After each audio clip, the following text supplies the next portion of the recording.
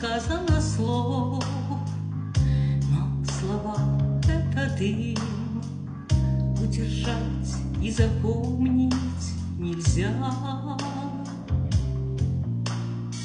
Мы с тобой про любовь говорить не хотим, просто смотрим друг другу в глаза.